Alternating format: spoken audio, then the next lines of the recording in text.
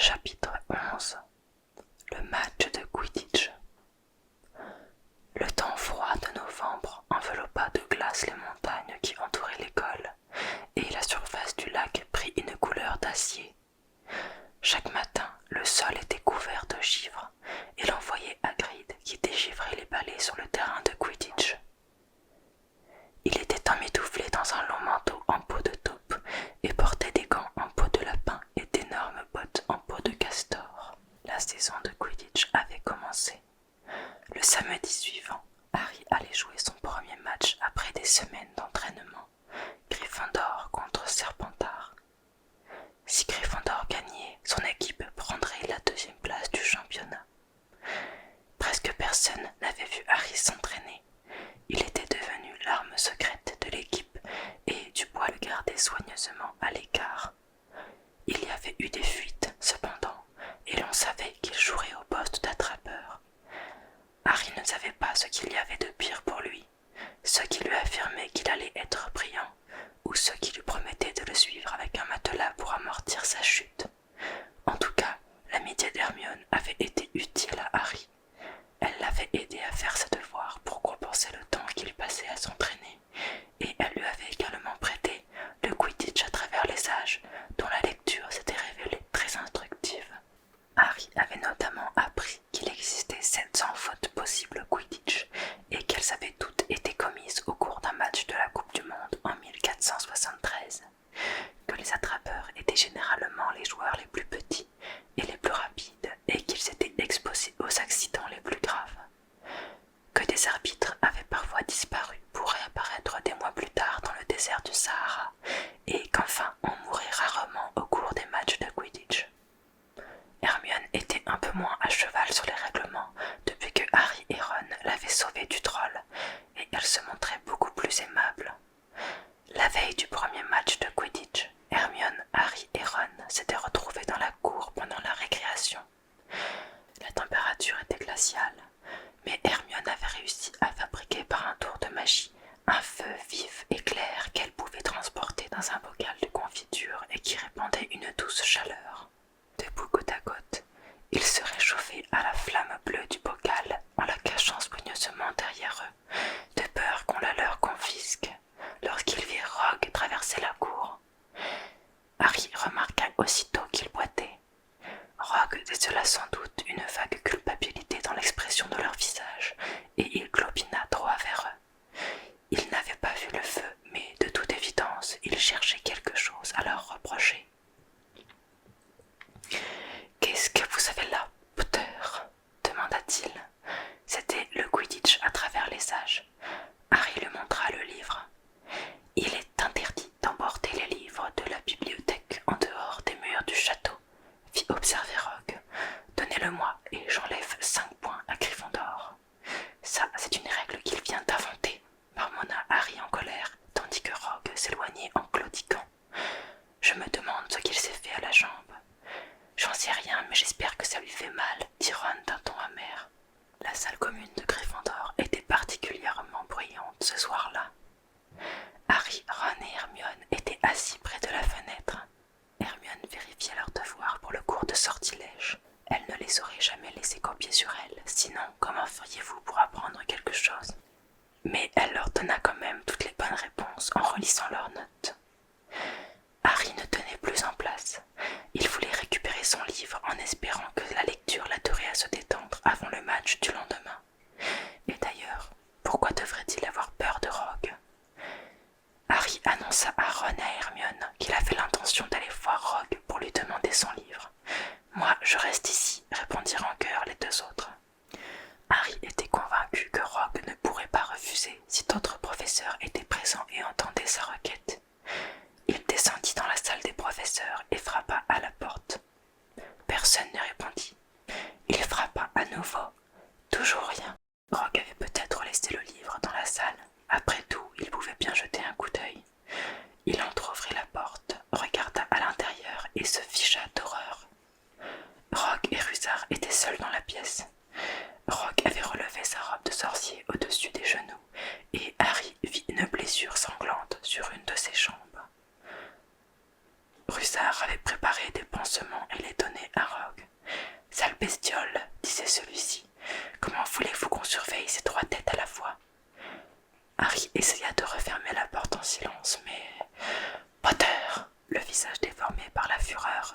Rogue laissa aussitôt retomber le bas de sa robe pour cacher sa jambe.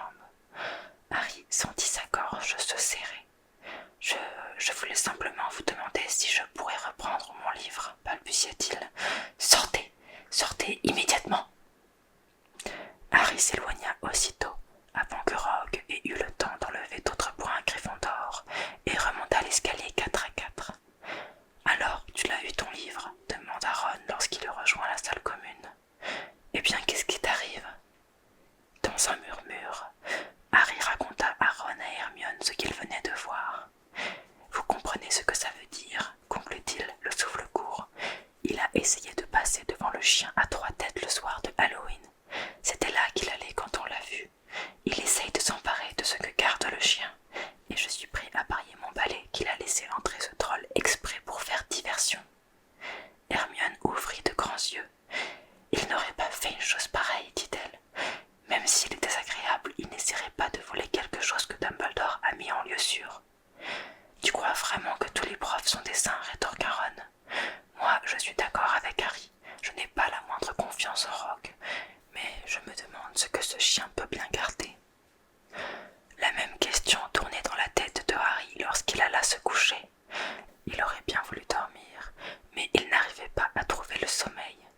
Neville ronflait bruyamment et il revoyait sans cesse l'expression féroce du visage de Rogue lorsqu'il l'avait surpris en train de soigner sa jambe dans la salle des professeurs. Au matin, le ciel était clair, l'air sec et froid. La grande salle sentait bon la saucisse frite et retentissait de conversations joyeuses qui portaient toutes sur le match de Quidditch. « Il faut absolument que tu manges quelque chose. »« Je ne veux rien.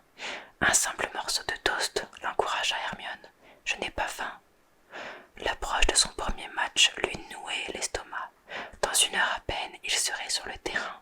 « Harry, il faut que tu prennes des forces, » dit Seamus Finnegan. « Les attrapeurs sont toujours la cible principale de l'équipe adverse. »« Merci, Seamus, » dit Harry en le regardant couvrir ses saucisses de ketchup. Vers 11 heures, toute l'école était rassemblée sur les gradins du stade. De nombreux élèves étaient équipés de jumelles. Les sièges avaient beau être en hauteur, il était parfois difficile de suivre. Ron, Hermione, Neville, Seamus et Dean s'étaient assis côte à côte, tout en haut, et avaient déployé une grande bannière sur un des draps que Croutard avait détruit. Ils y avaient écrit « Potter, président ». Hermione avait même réussi un tour de magie qui avait rendu les lettres lumineuses. Dean avait dessiné en dessous un énorme lion Gryffondor. Pendant ce temps, dans les vestiaires, Harry et les autres joueurs revêtaient la robe rouge de leur équipe. Les Serpentards, eux, étaient habillés en vert. Dubois s'éclaircit la gorge. « Messieurs, dit-il, et mesdemoiselles, ajouta Angelina Johnson, qui jouait dans l'équipe au poste de poursuiveur. « D'accord, messieurs et mesdemoiselles, corrigea Dubois. Nous y voilà. » Le grand jour est arrivé, dit Fred Weasley, celui que nous attendions tous, ajouta George. On connaît le discours d'Olivier Parker, dit Fred à Harry. On était déjà dans l'équipe l'année dernière. Taisez-vous, vous deux, coupa Dubois. C'est la meilleure équipe que nous ayons eue à Gryffondor depuis des années. On va gagner, je le sais. Il eut un regard noir qui signifiait « sinon, gare à vous ». Allez, c'est l'heure. Bonne chance à tous. Harry, les jambes tremblantes, suivit Fred et George sur le terrain où ils furent accueillis par des acclamations enthousiastes. Debout au milieu du terrain, son balai à la main, Madame Pippin était chargée d'arbitrer le match. « Je veux que la rencontre soit placée sous le signe du fair-play, » prévint-elle lorsque tous les joueurs se furent rassemblés autour d'elle. Harry remarqua qu'elle s'adressait tout particulièrement à Marcus Flint, le capitaine de l'équipe des Serpentards. Flint semblait avoir du sang de troll dans les veines. Du coin de l'œil, Harry aperçut la bannière flottante dont l'inscription « Potter président » étincelait comme une enseigne au néon. Cette brève vision lui redonna courage. « En position sur vos balais, s'il vous plaît. » Harry enfourcha son imbus 2000. Madame Pippin donna alors un grand coup de sifflet et les 15 balais s'élevèrent aussitôt dans les airs. Angelina Johnson, de l'équipe de Gryffondor, s'empare immédiatement du soifle, dit le commentateur. Cette fille est décidément un excellent poursuiveur et en plus, elle est plutôt jolie. Jordan! Excusez-moi, professeur. Le commentaire du match était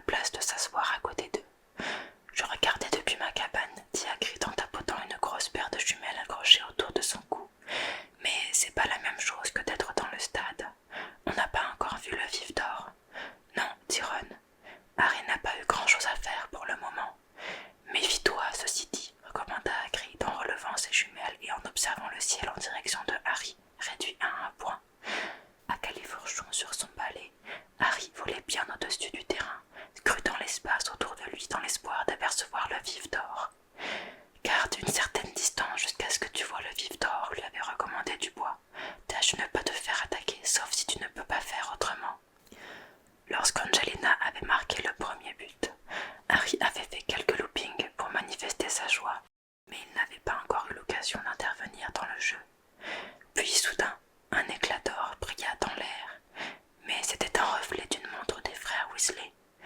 Harry vit alors un cognard foncer sur lui comme un boulet de canon, mais il parvint à l'éviter et Fred Weasley se lança à sa poursuite. « Ça va, Harry » cria-t-il, furieux en envoyant le cognard vers Marcus Flint. « Serpentard reprend le soifle » dit Lee Jordan. Le poursuiveur Pussey évite deux cognards. Les deux frères Weasley et Belle, la poursuiveuse, et Foncevert attendaient un peu. Est-ce que c'était le vif d'or? Un murmure parcourut la foule, tandis qu'Adrian Pussey perdait le soifle, trop occupé à regarder par-dessus son épaule l'éclat d'or qui venait de passer à côté de son oreille gauche. Le cœur battant, Harry plongea aussitôt dans sa direction. Terence Higgs, l'attrapeur des Serpentards, l'avait vu également, et ils foncèrent côte à côte pour essayer de l'attraper. Les poursuiveurs semblaient s'être désintéressés du jeu et regardaient les deux attrapeurs au coude à coude. Harry fut plus rapide que Higgs. Il voyait la petite balle agiter ses ailes un peu plus loin devant lui, et il fit donner toute la puissance de son balai. « Flanc !» Un grand cri de rage monta alors des gradins réservés aux Gryffondor. Marcus Flint avait essayé de bloquer Harry, et le Nimbus 2000 avait violemment dévié de sa trajectoire. Harry, cramponné aux manches, parvint de justesse à se maintenir sur son balai. « Faute !» hurlèrent les supporters de Gryffondor. Madame Pippin rappela Flint à l'ordre et ordonna un coup franc en faveur des Gryffondor. Bien entendu, la confusion qui régnait sur le terrain avait permis au vif d'or de s'échapper. « Renvoyez-le » hurla Dean Thomas dans les gradins. « Carton rouge !»« On n'est pas au football » l'interrompit Ron. « On ne peut pas renvoyer les joueurs au Quidditch. Et d'abord, qu'est-ce que c'est qu'un carton rouge ?» Mais Hagrid approuvait Dean. On devrait changer les règles. Flint aurait pu faire tomber Harry de son balai. Lee Jordan avait du mal à ne pas prendre parti. Donc, après cette scandaleuse tricherie, Jordan, protesta le professeur McGonagall. Je voulais dire, après cette faute révoltante, Jordan, je vous préviens. D'accord, d'accord. Flint a failli tuer l'attrapeur de Gryffondor, ce qui aurait pu arriver à n'importe qui. Et donc, Gryffondor bénéficie d'un penalty repris par Spinette et c'est Gryffondor qui garde le soifle. Lorsque le jeu eut repris, Harry évita un nouveau cognard qui fonçait sur lui. Au même moment, son balai fit une violente embardée. Pendant une fraction de seconde, il crut qu'il allait tomber. Il serra les mains et les genoux sur le manche, et à nouveau le balai eut un sursaut, comme un cheval de rodéo qui aurait essayé de les désarçonner. Harry s'efforça de virer en direction des buts de Gryffondor et fut tenté de demander un temps mort à Dubois, quand soudain, il se rendit compte que son Nimbus 2000 ne répondait plus. Il refusait de tourner et zigzaguer à sa guise en multipliant les embardées. Lee Jordan continuait de commenter. Serpentard prend le soifle avec Flint qui double Spinette, double Belle. Un cognard le frappe au visage. J'espère qu'il a le nez cassé. Non, non, je plaisantais, professeur. Oh non, Serpentard marque.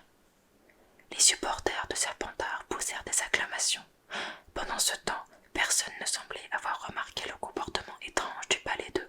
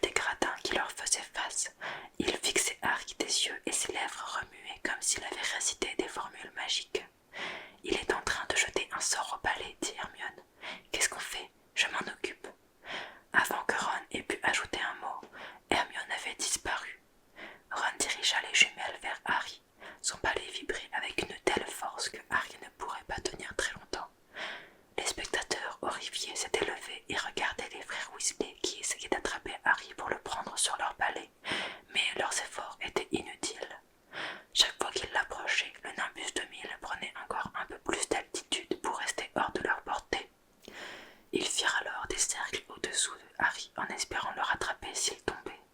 Pendant ce temps, Marcus Flint s'était emparé du soifle et avait marqué 5 buts dans l'indifférence générale.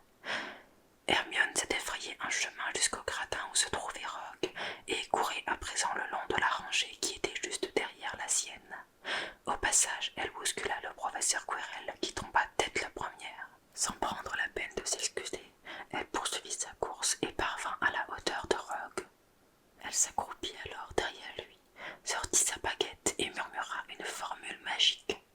Aussitôt, la baguette projeta des gerbes d'étincelles bleues sur la robe de Rogue. Le professeur mit quelques secondes à se rendre compte que le bas de sa robe de sorcier avait pris feu.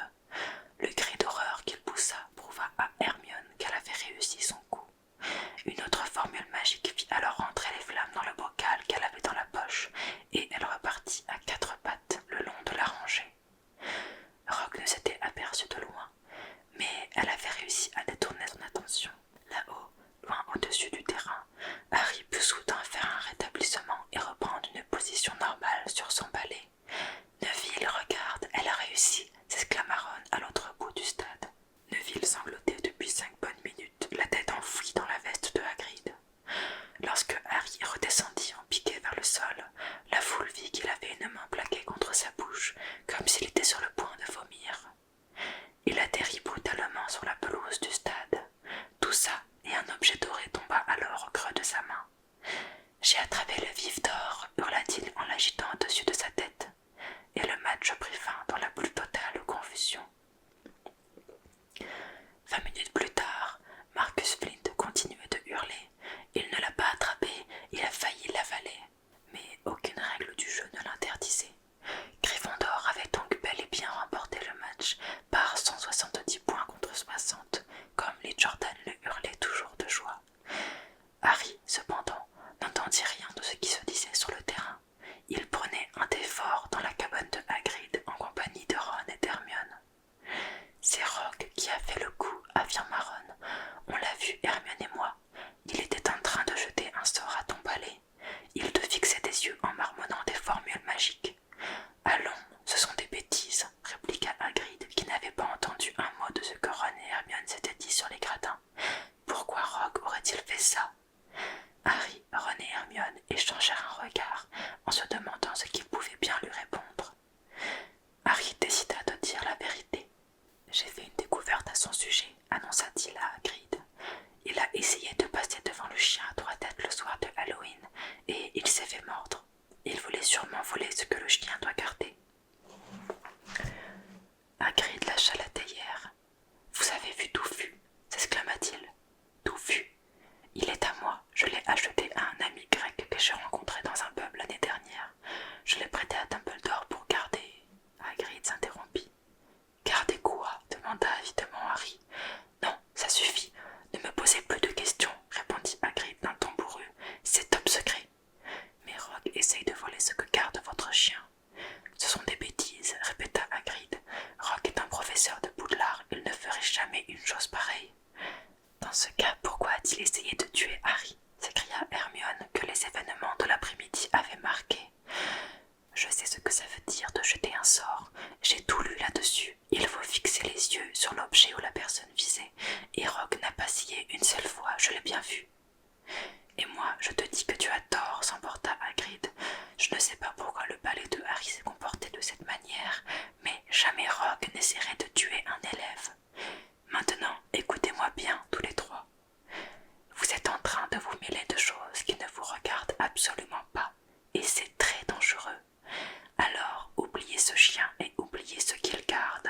C'est une affaire entre le professeur Dumbledore et Nicolas Flamel. »« Ah, tiens !» s'exclama Harry. « Il y a donc